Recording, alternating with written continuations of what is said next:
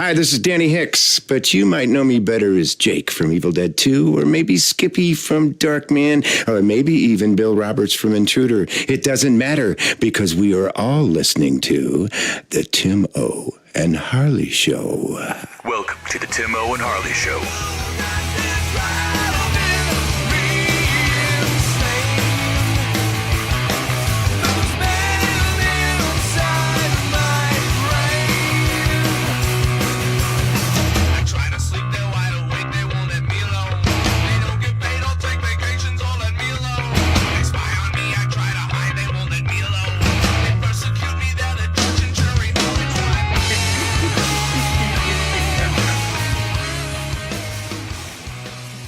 Thank you for listening to Tim O and Harley Show. I am Tim O. Over there is my pot on mind crime, Mr. Ben Harley. Say hello, Harley. What is happening, people? Ben Magic Hands Harley.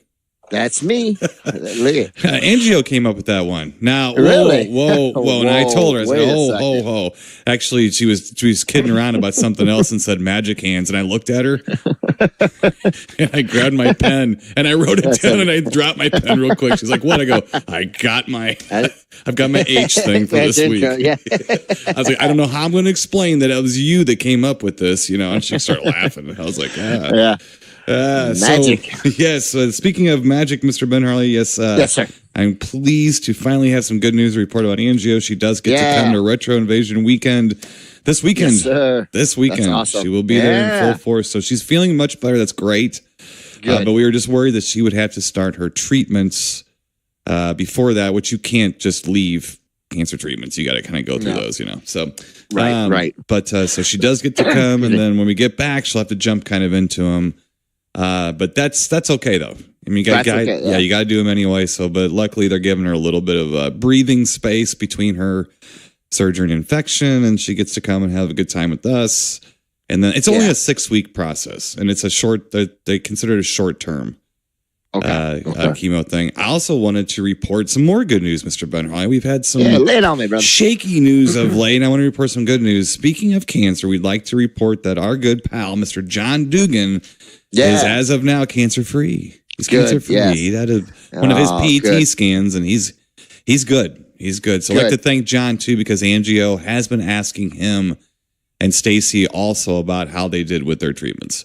And John was very forthcoming, and so is Stacy. So thank you to John and Stacy, along with Cassie DePaiva, who's helped just answering questions, real people questions. So, but very glad for John. Congrats. And I told John and Stacy, I said, once Angie gets that same scan, we're going to have a clear PET scan party. Yeah. Won't that be off the hook? So, no, well, good. That's awesome news too. Right. I was watching a little bit of a documentary on Texas Chainsaw with John, the old one. It just came up on Amazon. Nice. So. Nice. Yeah. So, but yeah. Good. Well, old handsome John Dugan himself. He was looking handsome. That's right. They had to work hard to make him into Grandpa. I'm telling you right now. Lots of makeup on something that would make Bud Westmore blush. That's all I'm going to say. So, well, let's get into stuff we watched here, Mr. Ben Harley. Good news for John Dugan, and good news for Angel and all of us. Too, we get to hang out with her, and then Mr. Senior Danny Hicks will be coming back with us. Hold on. I'm in a Hicks blind right now, gazing across the water as the sun rises over the eastern horizon. Hold on. I think I see a baby Danny Hicks grouse flying overhead. I've raised my weapon. We're going to have a Hicks season, at least one show, maybe 2 shows with Danny Hicks. Coming up, haven't had a Hicks season for a little bit. This will be a bit of more of a micro Hicks season than normal. Sometimes we've had 3 to 4 shows with Mr. Danny Hicks. But this one we're gonna have 1 or 2, whether he liked it or not. That's right. I think sometimes he was regretting ever being born when he was sitting with us. So, but we will have him on the show coming up here soon. Looking forward to Retro Invasion this weekend. So I hope everybody got their tickets and everything. This looks like it's gonna be a humdinger.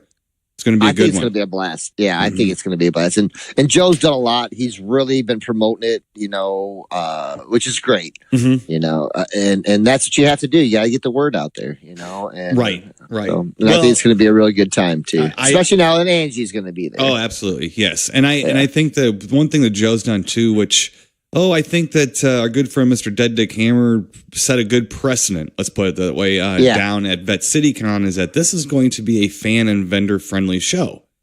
Yeah, and that's very good. It's a smaller show, but if you haven't been to a smaller show, if you're I don't want to say a newbie to horror conventions, if you've only been around since Horror Hound had huge line tickets for everything, and you don't remember the days when it was in one ballroom, come to this show and check it out. You'll be shocked. I think some people are drawn to the bigger shows thinking that there's something more magical about them. Well, that's really not true. I'm not saying anything bad about the bigger shows. I'm just saying they're different. And the smaller shows have this charm to them. Yeah. And a little bit more of a personable feel to them. Yeah, I'll give you that. Yeah, for sure. I think that if you're interested in maybe having a conversation with one of the guests, one of the celebrities, like if you wanted to tell them about a movie or something, you're going to have a little bit more time at this show probably to talk to them than you would at, say, Horror Hound or something like that.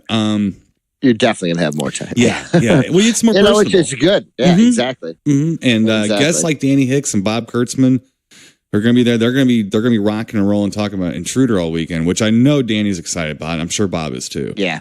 It's a movie they're all proud of, but it just didn't get a lot of traction when it came out because they edited the damn thing to the point where it didn't make sense anymore. Right. They edited it almost down to a TV movie looking thing. It was.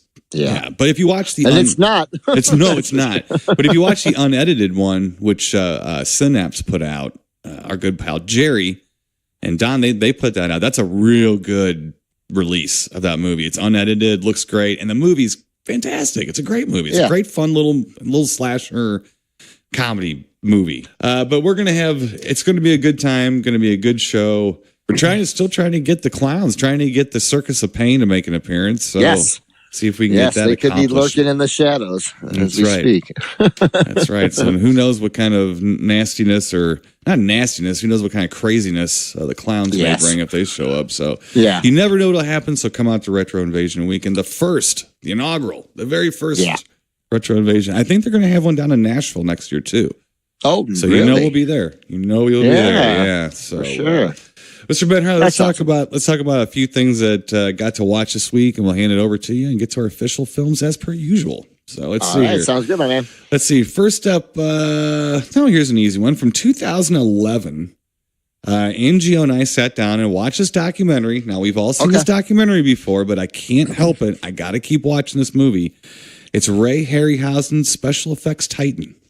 Oh, okay. The definitive. Got to be good. No, that's the definitive 2011 Ray Harryhausen documentary. If you recall years ago, I think I saw it. Well, me and Chance used to watch it, and then we would watch like Sinbad and stuff. Sure. And I do believe that was the origin of the freak outs. Me and Chance went on the Ray Harryhausen freak outs. So this spawned it, believe it or not. This was one of the first things he watched with me. This documentary, awesome. And then he kind of got into it. And I don't think he remembers any of this anymore, but sure. He's too busy on his devices and computers and games and Pong and who knows what else. So anyway, moving on. On Amazon Prime, Mr. Ben Harley from 1973. What else is from 1973? Ooh. Tim O'Say. That's right. I'm from 1973. That's right. Watched the movie Beyond Atlantis. With John Ashley, Patrick Wayne, John's son. I think he played the other. Was he Sinbad or Jason? He played one of those dudes in those Ray Harryhausen movies. Patrick Wayne did. Yeah. Sid Haig is in this. Now, this is one of these Filipino movies directed by Eddie Romero. Okay. All right. So you know about the whole... Roger Corman made half of his fortune making movies down in the Philippines. I guess it's about things that are beyond Atlantis. I don't know. Did you see anything beyond Atlantis? Well, there was a lot of people walking around with like really bad like paper mache bug eyes in the movie, like a race of fish people. I guess they were supposed to be, and then they had their one goddess who she was a goddess. She was in a bikini the whole time, and I think there were 10-minute periods of this film where they just had underwater shots of her swimming in her bikini.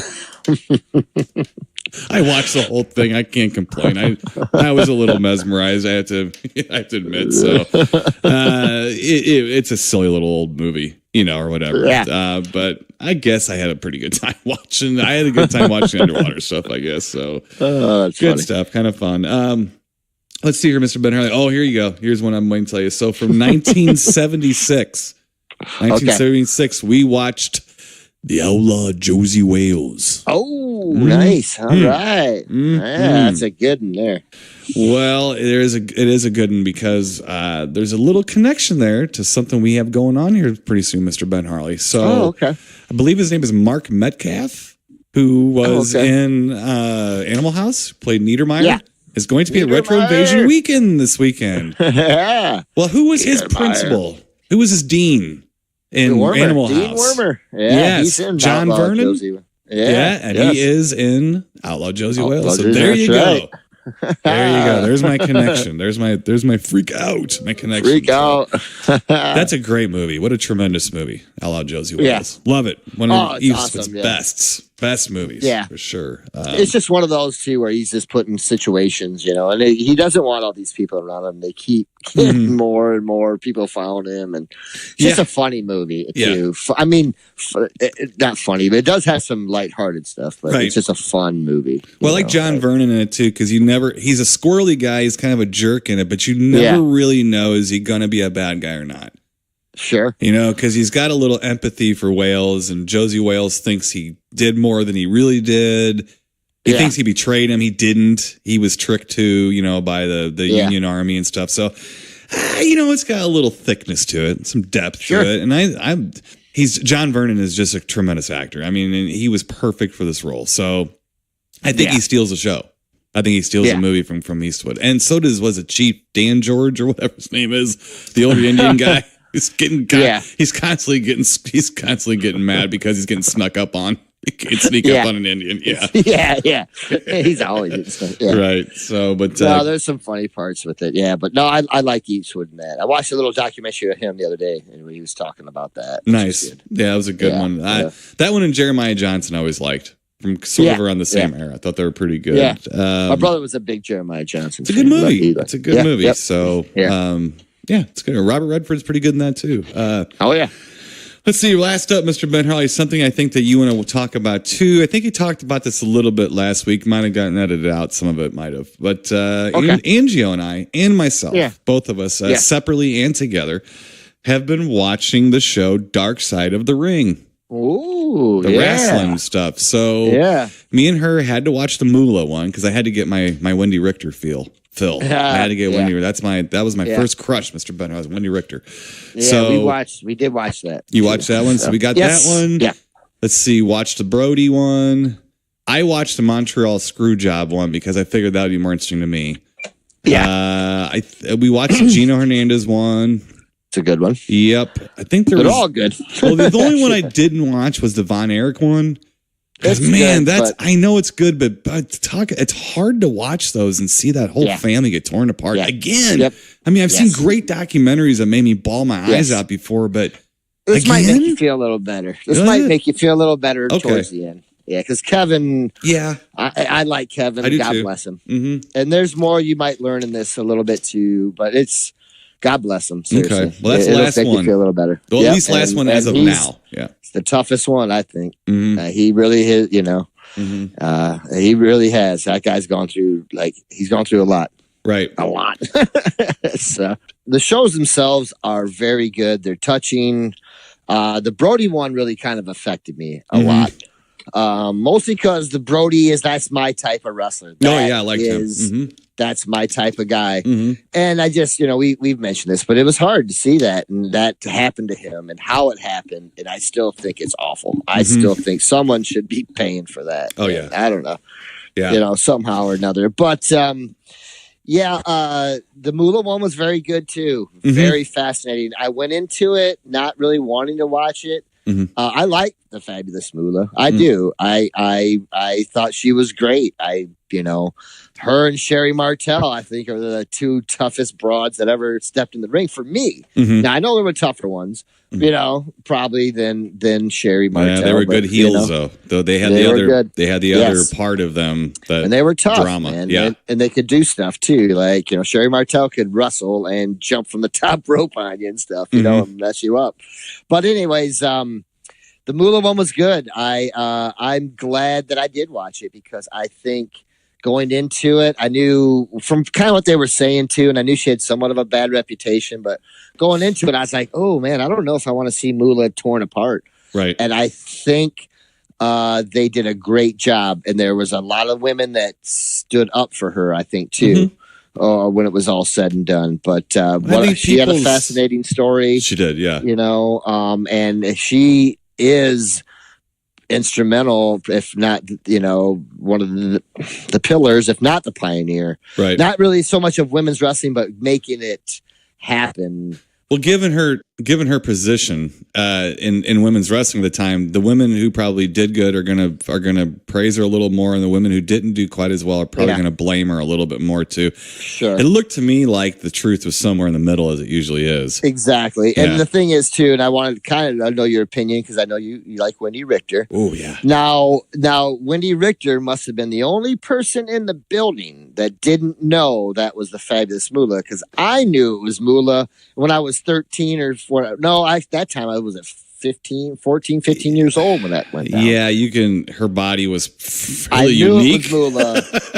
Yes, and also the fact that I'd been watching wrestling a long time. I knew something was afoot. I did too. So that part kind of threw me. It's funny because I didn't really like Wendy Richter back then because I was a heel. I mean, now come on, I wasn't that much of a heel that I didn't think she was a hubba.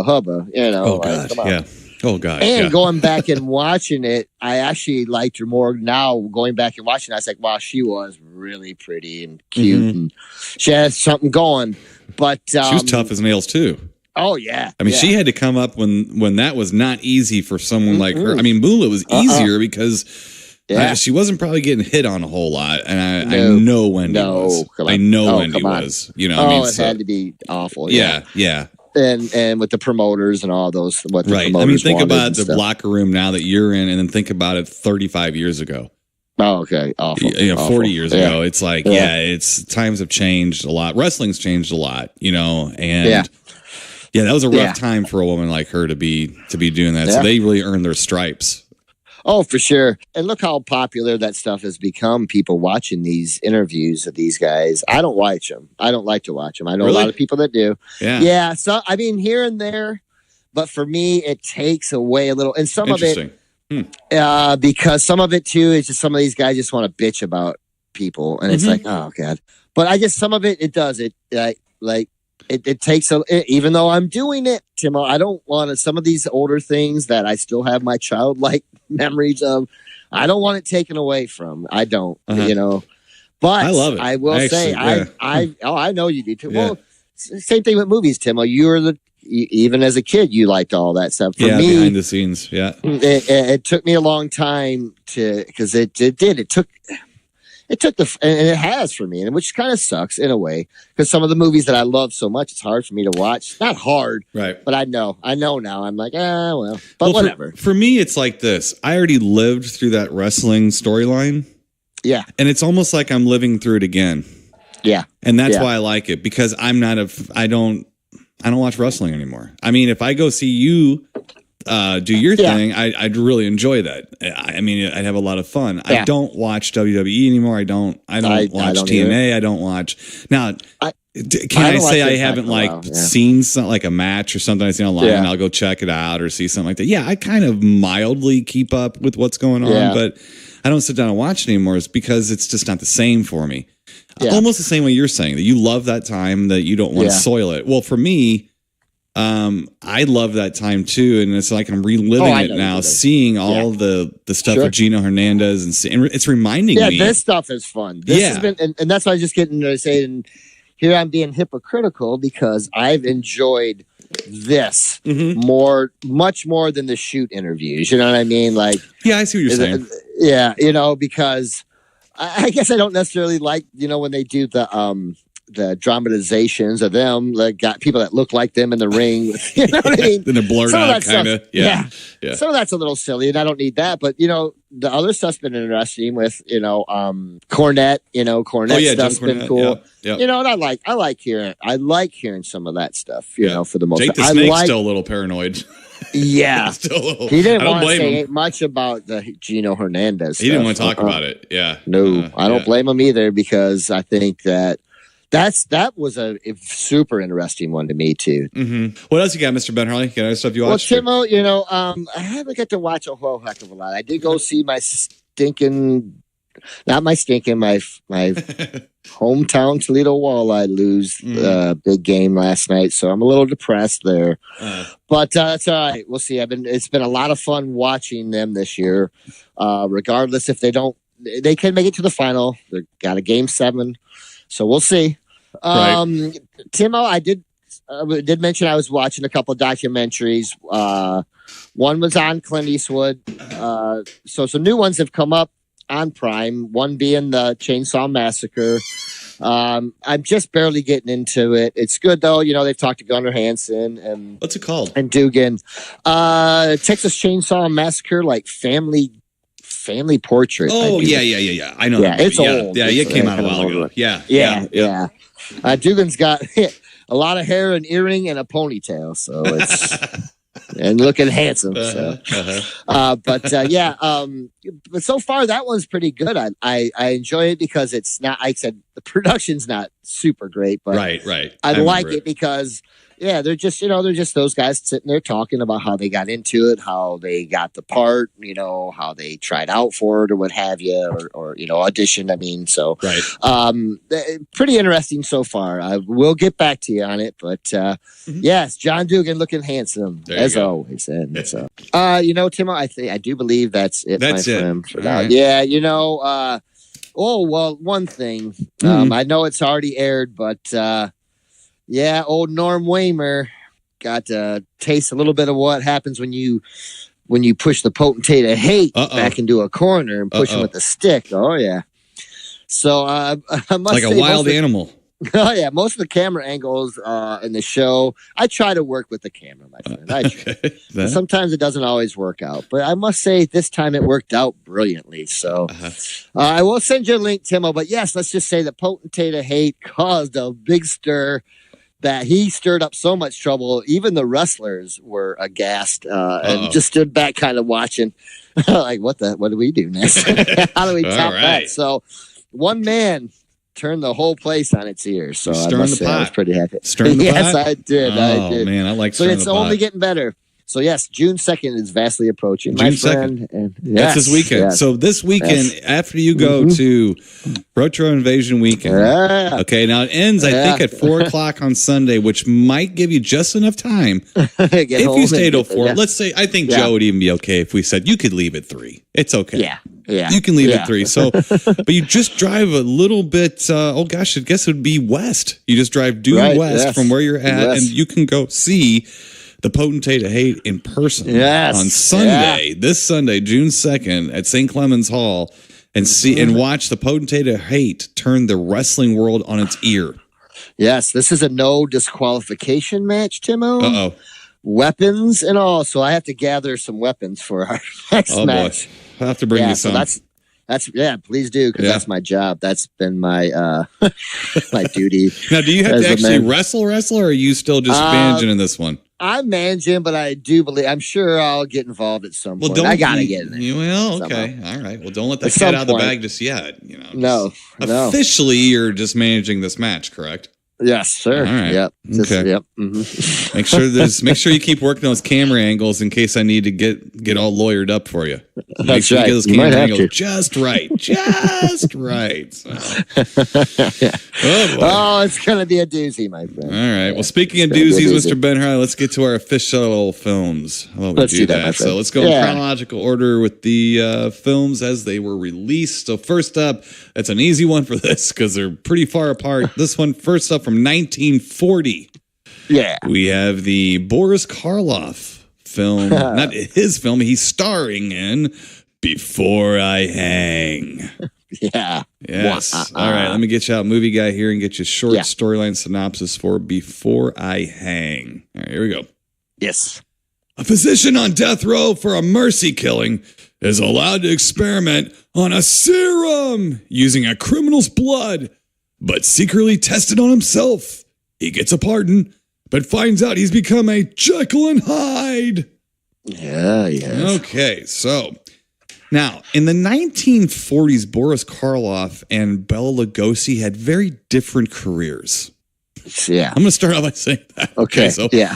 you might not know all of the Boris Karloff films, but I do believe that sometimes people get confused and don't watch these because they've seen the Bowery at Midnight. They've seen the Bela Lugosi movies from the 40s that are kind of more poverty row. Boris Karloff did his most interesting films in the 40s. Yeah. I just don't think a lot. And then a lot of the Val Lewton stuff and things like that. And this is one of those films that people probably just don't look at. They just don't look at. They think, oh, that's just a crappy old, poverty row movie. No. Karloff plays a very gentle man who's a scientist guy. Yes. And this is a serum movie, but it's not. It's I don't know what kind of. It's a horror film, but it's more of a psychological horror film, I guess you could say. Yeah. Not really a monster, but no. The serum that Karloff is working on, he is scheduled to hang. Yeah. And I've never quite seen things play out like this on the street. But he finishes up the serum that seems to work. So they pardon him. Yeah. He's pardoned. Yeah. You're pardoned. Yeah. Go ahead. Oh, we were wrong about it. Go ahead. I think there's a little bit more of red tape you have to go through to get pardoned off of death row, especially in 1940, I'd imagine. But I digress. So everybody wants that serum. Right. So it's an anti-age serum. Yes. It's not without its side effects and things like that, but he wants to cure old age. That's his thing. Yeah. And he says there's a lot of doctors and a lot of brilliant people that are suffering from the disease of old age.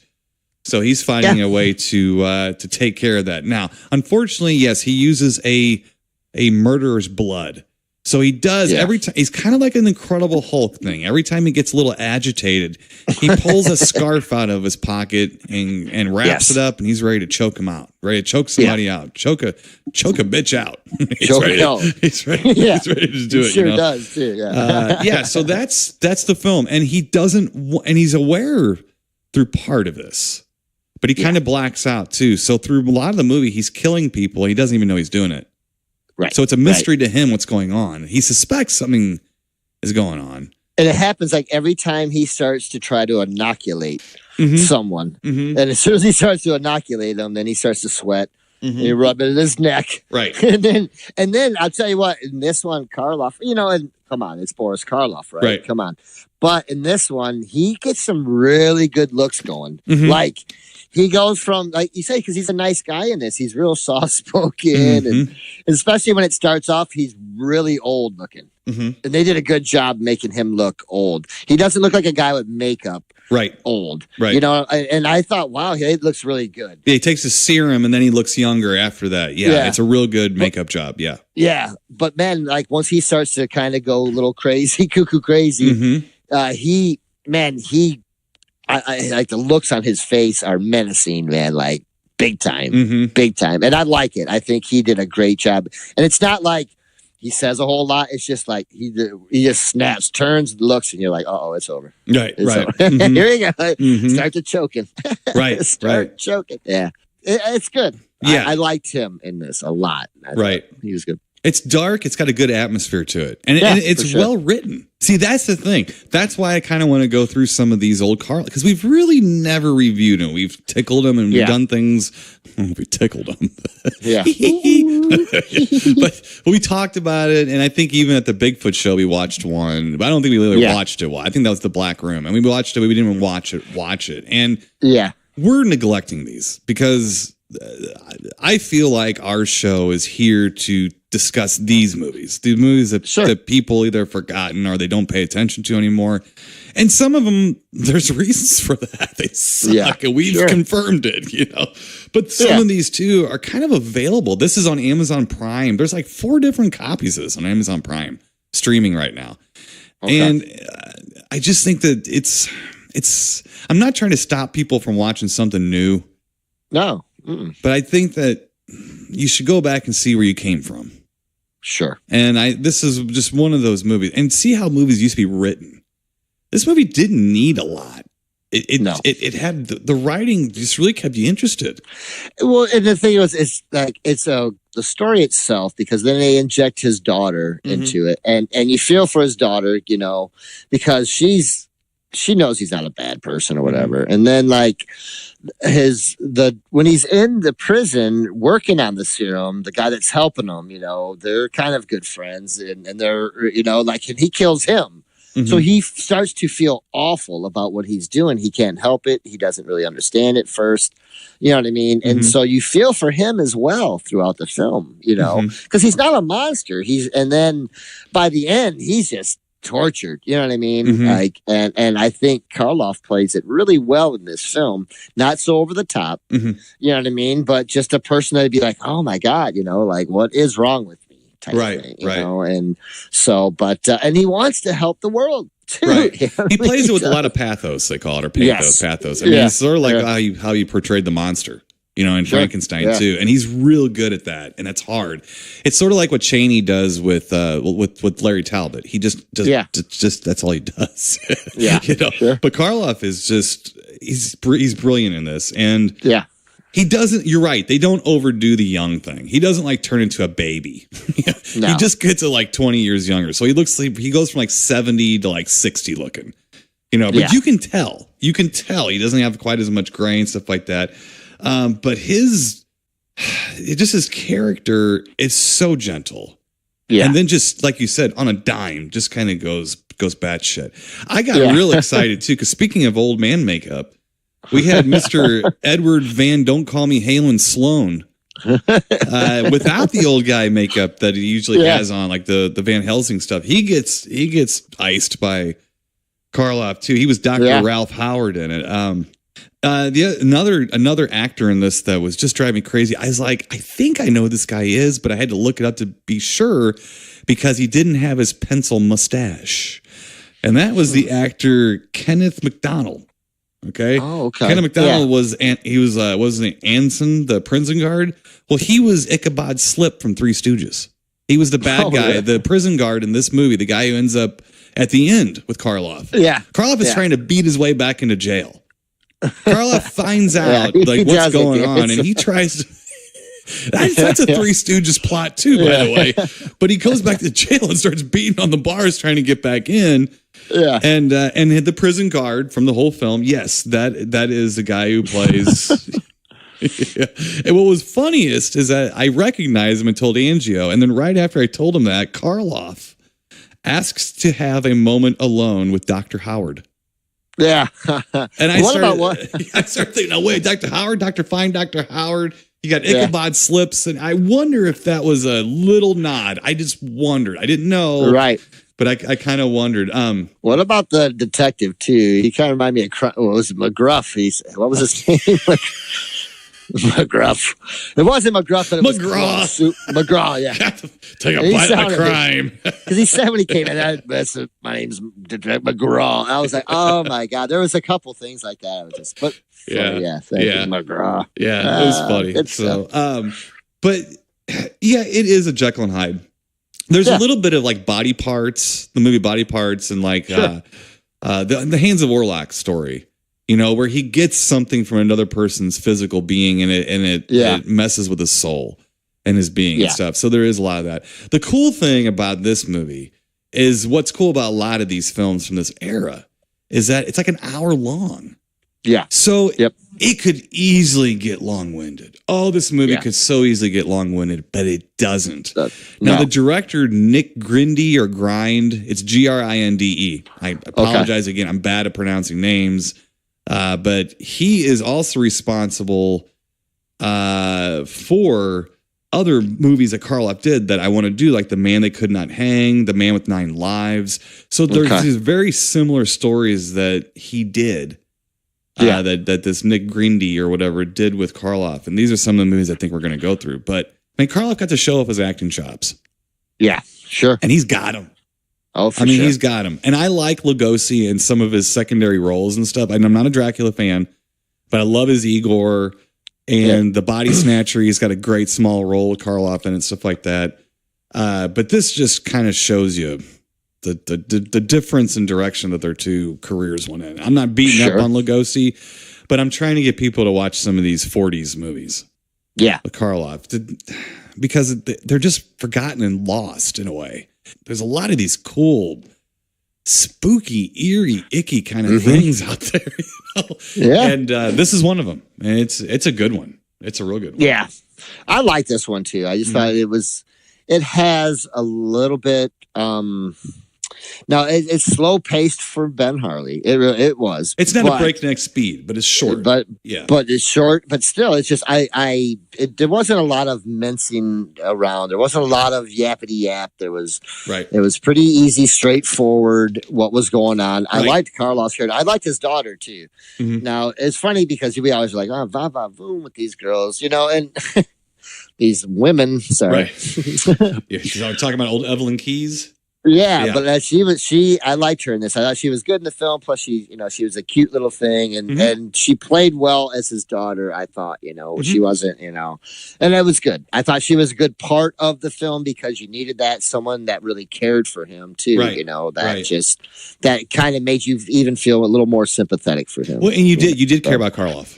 Yeah. You cared about the people around him too, because nobody was really a bad guy. The bad guy was stuck and running around his blood. It's in the serum. Yeah. Yeah. Which tends to happen in these Jekyll Hyde type things, but you don't get a whole lot of Karloff being murderous. No. So it's mostly just Karloff, and you just don't want him to turn. You just don't want it to happen, but it's going to. He's always on the edge. He's ready to go, so that keeps the tension up. Yes. Stuff. So I'm going to give this a great bape up, a solid great bape up. It's a good movie. Doesn't overstay its welcome. We seem to, even us who like these older films, and by older I mean 30 years plus. Sure. Yeah. But even we get a little fatigued. You were just talking about Devil Dog. We talked about how God, it just got a lot long-winded. Krenna, either put your hand in the lawnmower or walk away. Okay, this doesn't have a lot of that. No. And that's why I like it a lot. That's why I like these old movies too. It's almost the opposite. Not a whole lot of sizzle, but man, is there a fat steak there. Yes. Yeah, for sure. Yeah. The thing is too, this one is a little bit different, I think, than a lot of them as far as he was just that sympathetic, I think. And like you said, there was no true villain in the movie. Right. Except for the blood. And you can't yell at the blood. Well, I can try. You try. It's not going to yell work at very it. much. Yeah. It ain't going to help much. But so, all right. What are you going to give it? Yeah, interesting.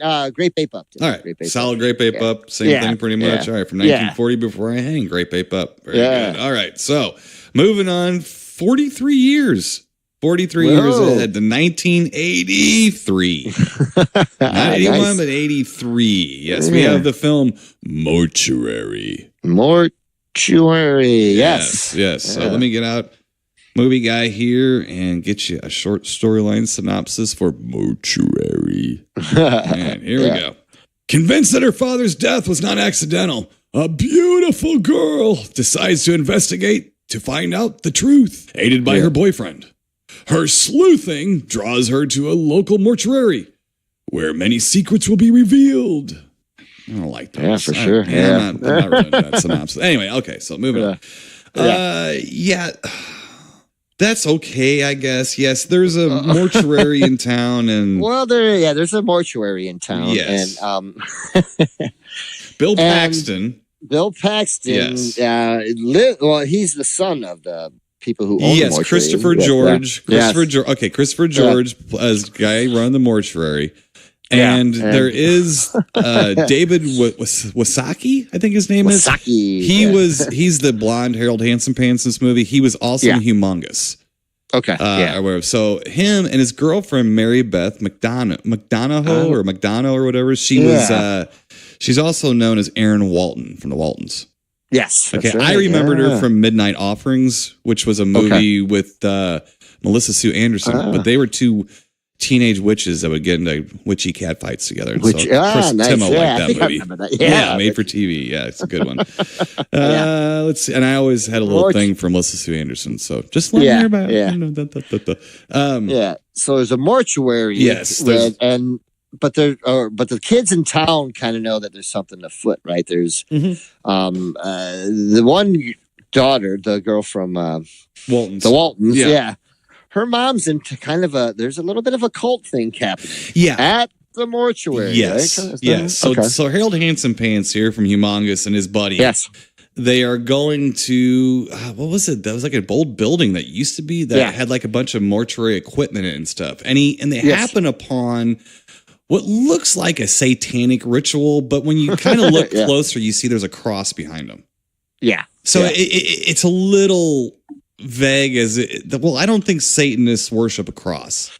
No. So it's kind of odd. And so what they're kind of doing is seances. Yes. Of some sort. They're trying to do I don't know of the people that are dying, I'm not sure, but the main gal, her mom, who just happens to be played by Linda Day George, who is Christopher George's wife. Yeah. She's kind of a vroom vroom too, by the way, just letting you know. Oh. Yeah. Now, the mom, it's one of those movies where you see all these people at this, it looks to be a satanic worship thing. So basically everyone who is involved in this ritual or these seances is kind of a red herring for someone lurking about town in like a hood and a robe and white paint makeup, killing people. Yeah. Yeah. He he just appears all the time, like in your window. Or and kind of reminds me of Scream. Yeah, a little. Yeah, exactly. I was just getting that. It's kind of like, because he'll just like he's menacing, young lovers and things like that. Or it's just but it does. He doesn't have the mask like Scream, but his face is painted. It's just a weird kind of way he's painted. It's kind of creepy. It's fairly effective. It's pretty effective. Yeah. Just like the Scream mask, I think was pretty effective from the painting, the Scream or whatever. Yes. The thing with this movie is that if you look at the poster art and you kind of look at everything, it's not the kind of movie you think it's going to be. This is pretty much a straight slasher movie. Yes. But with all of the seances, Who's the Fudge going around, stuff like that, there's like little touches of supernatural, but it's never really there. It's just kind of to throw you off the scent of the fact that it's pretty much a basic slasher film. Sure. Right. Yeah. It's effective. It's really a cross between Scream and Happy Birthday to me. Now, I don't think we've reviewed Happy Birthday to me, but it's very similar. Yeah.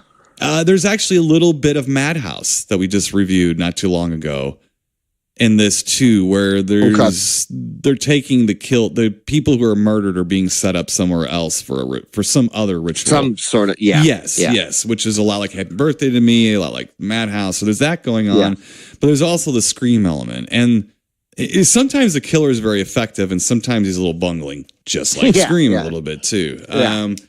It's really not. Did you think it was supposed to be hidden who the killer was? Because it was hard for me to tell if they were trying to hide who he was. Yeah, I wasn't sure either on that. I was like, because it looked pretty clear who he was sometimes. I kind of thought like, well, and especially they didn't with his character. I was like, it's probably going to be him. And it did. It did. At times it looked like him. A lot. This wasn't like a Friday the 13th reveal where it was someone, like you didn't expect or something like that. No, this was, Bill Paxton. Let's just, I mean, anybody watches, it's hard to go through his movie without saying that. But so he gets a chance though in this to show himself his acting chops. The problem I have with this movie is that it's got good pieces to it. It's not memorable. No. I put this movie in and we picked it out to review and stuff, and I own this movie and I put it in and I've seen it before. I mean, a couple times. And it's kind of like watching it for the first time, I guess, in a way, when you see it, because I just don't remember any of it. There's just nothing memorable in it. There's not a and it's hard for me to say that without saying, but I'm really not trying to piss on the movie. It's not horrible. No. It's just there's things that aren't touched on. Like there's a group of friends the kids that are friends and stuff. And it seems like they could be real good slasher fodder. Yes. And they're kind of wasted in it. Because there's like there's the guy, the chubby guy, the other guy, and then the really cute blonde girl is kind of ditzy. Yeah. Yeah. Those three you could have had a 15-minute stint of the movie where they were getting attacked or something like that. And I think that was a real miss there because I think it would have pushed the movie forward a little bit. I think so too. Yeah. And that's those guys too, they the roller skating rink. So it's like they go to that scene and it's a real kind of a painfully awkward scene too. Yeah. Some of the dancing. Gee, man. I've said it before. I get it now. I get the whole white people thing because when I start seeing them dance, I get pissed off at white people too. I get it. That's the only time I really get. I get it. And that was bad. Yeah. You know, the director said, "Okay, now you just get up and dance." It's like dancing now. Like, what? That's like somebody telling me that. Yeah. I'm like, really? That's what you want me to do on screen? Okie dokie. Yeah. You'd pull it off really well, Tim. Yeah, right. But I think make it the most awkward dance there ever was. Right. But I think some of the time taken because what it seems like is happening is that Mary Beth McDonough or whatever, the lead girl from the Waltons, what it looks like is that her mom is driving her crazy. Yeah. That's what it kind of looks like in the movie, that the mom is driving her crazy, saying that, there's nobody attacking you. So you think the mom is putting... You think she's put up to it. Yeah, you do. So there's a lot of red herrings. She's a devil worshiper already. Right. So you really are... you think she's bad news to get, Exactly. And do they really even explain any of that? Or do you just have to go with the fact that you're looking at it realizing it's a seance? It's not a devil worship. But it looks like a devil worshiping thing at first. Sure. With the robes and the chanting, and it's kind of stupid. Okay. Yeah. I always look at devil worshippers thinking, this is what inspired heavy metal. Yeah, but I think that some of that red herring nonsense with them trying to convince you that the mom was kind of doing it, I think could have been taken up with some more murder with like those kids and stuff. And I got nothing against the kids. It just would have been cooler to see some more Kill carnage. Them kids. Yeah, a little more carnage. Maybe to give Bill Paxton a little more heat. Sure. A little bit or something like that. Not that he didn't have enough. He's kind of a gross guy. And he runs around with that embalming stick. Yeah. What's up with that? The whole movie. So, and he does play the son of the owner of the mortuary, and he works there. So he embalms people and stuff. So he's already off. And, the guy played his dad. Who was that? Was that was Christopher George? Yep, from Grizzly and Day of the Animals. Day of the Animals. Yes, this was actually his last film. That was. He died of a heart attack after that. He got hurt on Rat Patrol because he was like the star of Rat Patrol, the show, and he got injured and got like some scar tissue in his heart. So they said, although he drank and smoked a lot of cigars, he smoked and stuff. That wasn't what killed him. What killed him was that injury he had like 20 years prior. So I think they knew he was on borrowed time to begin with, because we were talking about Angie. I was like, what did he die of? And stuff. She's like, because he looks so healthy. Yeah. I was like, well, that's got to be a heart attack, or something. I couldn't remember, or whatever. But yeah, so this was his last film, and he did a lot of these horror films in the 70s and 80s. I mean, him and his wife, him and Linda Day George did a lot of these Italian films. Yeah, they did a lot of those and stuff. So he was kind of on a horror movie freak out, in his career. Yeah. Too bad it's cut short though, because I like Christopher George. He's a good guy to have in a movie. He's a good actor. He's kind of breezy, and you feel comfortable with him, like a Peter Cushing type. Yeah, he's a good actor too. He just he gives the film levity, and you feel comfortable with him, especially in something like a movie like Grizzly. You feel a little safer with him around him. Well, he's got a relaxed acting style. And it works for these kinds of movies. And I think that had he not passed so young, that we would have had a lot more with him in it. And that's kind of sad because I do like him. I do like him a whole lot. And I always did. I think that when you saw him and Andrew Prine, in Grizzly, you felt comfortable. You're like, okay, we got a movie here. I know those guys. I know who those guys are. We got a movie. Totally. But anyway, so this one's hard though, Harley. I mean, it's a hard movie because it's not like a bad movie. It's just so damn forgettable. Yeah. And I'm not forgetting the movie right now, but I know I will next week. Yeah. Yeah. Well, I watched it early on last week, and it's kind of hard to remember some of the stuff from it. It just, like, I don't know. Bill Paxton was okay. And, he's just kind of weird. Like, to see him so young, it didn't even look like him. He's so young. I was like, wow, But I think at the end kind of salvaged it for me a little bit, but it's stuff that we've seen before. It wasn't really breaking any new ground or anything like that. So to me, it was just kind of like, okay. And plus we just seen this just recently, at Madhouse, like, so it wasn't really, so. It is. I mean, it's I kind of, it's a lot of movies like this were coming out then. Yeah. Dead and Buried is kind of like this, a little bit. Yeah. So it's a little weird subgenre of mortuary films, and stuff like that, of embalming films and things of that nature. So it's just not one of the better ones. It's just not a bad movie.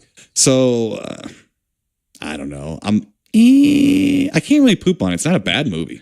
No. And as far as these go, no. Yeah. And I'm sure there's a lot of people out there like horror stuff like this would enjoy this movie. I think so too. Yeah. Yeah. To like the grittier feel like of these older ones too. Right. But it's not bad. It just, for me, it was missing something. And I can't put my finger on it really. I can't. Usually I can. It was missing a little something. And no, I thought the guy was cool, I guess, in a way, but I don't know. It just didn't have enough. I just need a little more story. Well, right. There was too much. There was too much, like when the two leads were kind of getting together and they were hanging out together. The scene where the power keeps going on and off. Man, I could have done without that. Yeah. That was annoying to me. I mean, they had like loud music going, and that's when they started doing the bad sock hop dancing or whatever the hell they were doing. Oh yeah. I'm still mad at white people over that stuff. So, but so they get and then it's like someone keeps switching on and off the power, and it gets to be like a 3-year-old with Tourette's doing it. It's just on, off, on, off, on, off. It's like, all right, we get it, and it wasn't even scary anymore. It's just stupid. I mean, so there was things like that were like unnecessary where they could have had something cooler in it. And it was a little excruciating. It's like over and over again, they were trying to make the mom look like the villain. Yeah. Especially when she was like hanging out with Christopher George, and stuff like that. And it was like, the only villain in that was that nightgown that was keeping them boobies back. Wait a second. It was some cleavage. It was some cleavage going on. Mackerel, there was. She was healthy. Yeah. Yes. So, for me, it's gonna. The mom I like. The mom I like. Yeah. It's gonna be kind of just I'm on the fence on this one. I can't poop on it, but I can't gripe ape up it either. This is gonna have to be, if you're into this kind of movie, you might dig it. I could see why, especially if you saw it at a certain time in your youth and it scared you. Sure. That I understand. I can't really poop on it either, Timo. I'm gonna give it like the lowest of low grape ape type, maybe with a little cigarette butt. Okay. And in it, because it wasn't god awful, but I just didn't. It's nothing I really want to go see again, or I'm gonna recommend. Or right. The only reason I'd recommend is say, if you want to see Bill Paxton in a movie, go. There's an old. That's true. It is a reason to watch it, and the gal from the Waltons too, who is a good actress. She's not much to look at, cute. But yeah, no, she's all right. She's okay. She's plain. Yeah. Very plain. Mm-hmm. But she liked to get in the back seat of a car, which I liked. She drove you home and took you in the back seat. Now that's the type of girl that you dreamed about in high school, Timo. She didn't do that in the Waltons, I can tell you that much. John Boyd. John Boyd this. Yeah. Right. I'm going to do the same thing. I was going to give it like the highest of highest poopies to kind of even you out, but I can't. Yeah. Because of Bill Paxton and stuff, and it's not bad. And when he's done up, like the Scream guy, it's creepy. I mean, he looks creepy as hell. It's original. Yeah. At the time, for sure. highly original. Exactly. Highly original at times. So for that, I'm not going to side on the poopy side. It's just the writing was a little like all over the place in this and stuff. But just it was. That's the thing. It's all over the place. Right, exactly. right. Seen worse though. So I'm going to be with the very, very lowest of low. You're right. Cigarette ashes and the grape ape. You'd still drink it. But the last one there, you'd have to. Exactly. You have to. Right. So, all right. Exactly. So we got two. So, yeah. All right. So two, like. Too many red herrings, Timo. You're right. You're right. And some of these slasher movies did that, where they really. Yeah. It was the Giallo thing, too, where they really held on the mystery and made it too light on the horror. And then they packaged the films as horror films. This wasn't quite like that. It wasn't that bad. It was one of the better ones with that. They just could have used a little more with it too. And they could have, if you're going to hide Bill Paxton, I mean, just do it better. Cause I'm not even worried about that quote spoiler. First of all, as we say, you've had a little time to see it. Like 36 years or so. You've had my thing is too, he was like, he had a big crush on her, was all creepy about her and stuff. And I'm like, so who else would be after? The thing that would have been better is that he wasn't the killer. That would have been that would have been cool. Yeah, if he would have been like a hero in a way, like he was a damaged hero, that would have been cool. And Christopher George would have been. But I think what happened was Bill Paxton was so obvious. I think they just tossed in the seance thing to throw you off the beaten path, I guess, because there really wasn't even much reason for it. Oh, well, Mr. Ben Harley, it was the early 80s and things were weird and so were we. So, that's right. And they gave it their best shot and so did we. Right. So very, very mild grape ape up. Probably more of a curiosity piece or nostalgia. And then Before I Hang, though, gets two good solid grape apes up. Good storytelling, good writing, and well made. And does not overstay its welcome. Mortuary does overstay its welcome a little bit, too. It gets a little long-winded. Yeah. Yeah, all right. Sure. So, Mr. Ben Harley, I don't know exactly what we're doing next week. Probably only do one official film next week because we got a lot to do, brother. We do. We have a lot to do. We have Retro Invasion Weekend coming up this weekend. You have your wrestling show. We got Mr. Danny Hicks coming back. Got some doctor's appointments got to do. So next week we'll probably do one show, and then after that, we will have a Hicks season with Mr. Danny Hicks. So who knows what movie we'll torture him with? Poor guy. Oh, I'm waiting. Poor fella. We are going to try to get something he'll enjoy. So But until next week, enjoy Retro Invasion Weekend. We certainly will. We will report back on Retro Invasion Weekend in a couple of weeks, not next week, in a couple of weeks with Mr. Senior Danny Hicks. We'll be here. Senior Danny Hicks. Until next week, Mr. Ben Harley, stay spooky, and we'll talk to you then. Keep it creepy, people. You've been listening to the Timo and Harley Show, brought to you by ScreenPrintingFactory.com, your affordable one-stop solution to all your screen printing needs.